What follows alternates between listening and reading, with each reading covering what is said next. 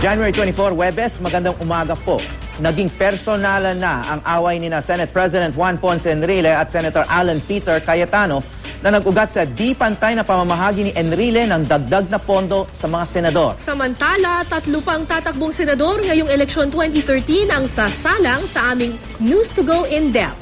Yan po ay sina dating Senador Mig Zubiri, retired Major General Ramon Montaño at Rizalito David ng Kapatiran Party.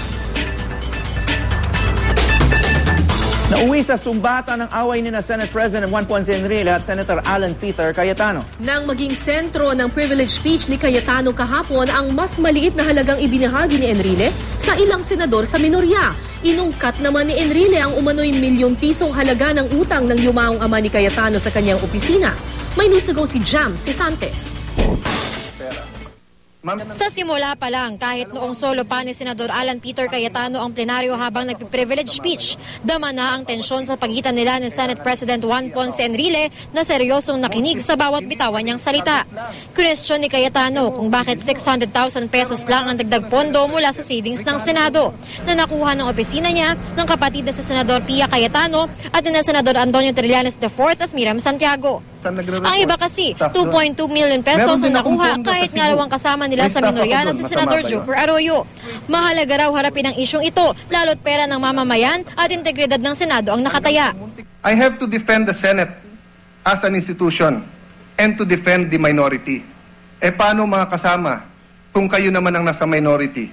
Ganito bang Senado ang gusto nyo? Pag happy ang Senate President, may staff kayo, pwede magpa-detail, malaki pondo nyo. Pag galit sa inyo for one reason or the other, pwedeng tanggalan? Giit ni Cayetano, hindi raw panig nila ang nagpasimula ng bangayan kundi si Enrile. Bakit ba kayo inis at galit sa akin personally? Dahil dati na po kayong galit sa akin. Sapagkat napakalapit po ninyo ang dalawa ni Attorney Gigi sa dating Pangulong GMA at kay First Gentleman. Pinuna rin ni Cayetano ang naging pahayag umano ng Chief of Staff ni Enrile na si Attorney Gigi Gonzales Reyes na tinawag daw ng mga ipokrito ang minorya sa isang panayam sa radyo. Alam mo naman natin kung paano nyo po pinapatakbo ang Senado. Or more accurately, how you and Attorney or Ma'am Gigi runs the Senate. Di ba ho, bawal sa caucus sa mga staff? Di ba ho, sa lounge na yan sa likod, bawal ang staff? But out of respect for you, pumayag kami na hindi lang nandun si Ma'am Gigi. Kung hindi, pwede pa siya magsalita pag may caucus. Pwede siya mag-discuss sa mga senador para na rin siyang isang senador. Ipinakita pa nga niya ang mga sulat kamay na memorandum ni Reyes, kung saan pili lang daw ang mga senador na bibigyan ng mga dagdag pondo para sa kanilang maintenance and other operating expenses o MOE. Hamon ni Cayetano, i-liquidate kung paano nagastos ang ipinamahaging pondo, gayon din ang mga checking pamasko at payagang ma-audit ito ng isang private independent firm. Maya-maya pa ay tumayo na si Enrile. Ang sagutan na uwi na sa sumbatan kaugnay ng 37 million pesos pang utang daw ng yumaong ama ni Cayetano na si dating Senador Rene Cayetano sa opisina ni Enrile.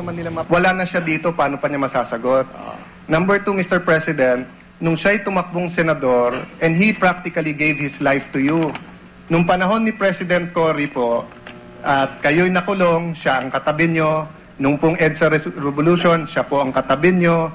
Nung kayo po ay payaman ng payaman, siya po naman ay nagtiis din sa law office at nagpalaki. In fact, Mr. President, di ba bawal kayo mag-practice? Pero tinayo niya yung PECA bar. Ang PE naging Ponce Enrile later on, but Pecaso muna nilagay. But ever since the start, may opisina kayo doon. And when he ran for senator, you kicked him out of the law office na tinayo niya. And yung naging issue yung pera. But I don't remember that he owes you 37 million because he worked, Mr. President, if I may finish, Mr. President.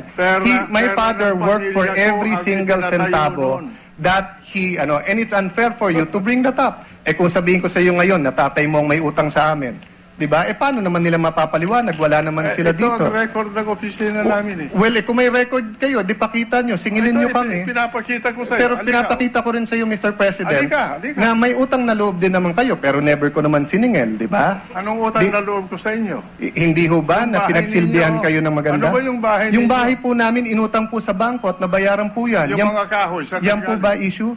Hindi ko po alam kung saan galing ang kahoy, Mr. President. Ikaw nag-umpisa niya. Mr. President, hindi ako nag-umpisa. Every time po, Mr. President, na isa tayong issue, ano sagot nyo? Alan, Ang tama sagot na. nyo, Mr. President, oh my God, ang issue, sasabihin nyo sa akin, hindi ka pa pinapanganak, iho, nagpa-practice na ako. Mr. President, Excuse me. Mr. President, with the permission of the two gentlemen, can we ask for a 1-minute recess? With your permission. No, Akala mo yata, hindi ako preparado sa mga sinasabi No, mo. Mr. President, akala ko sasagutin nyo yung issue sa Senado, hindi yung personalan.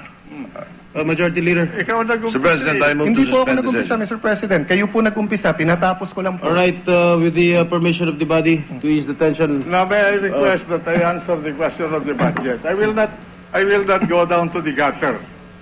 Because this gentleman is You already lying. did, Mr. President. You already went to the gutter. Your chief of staff has already gone to the gutter. This is irrelevant to our discussions here, and you're bringing up things where a person who's already dead cannot answer.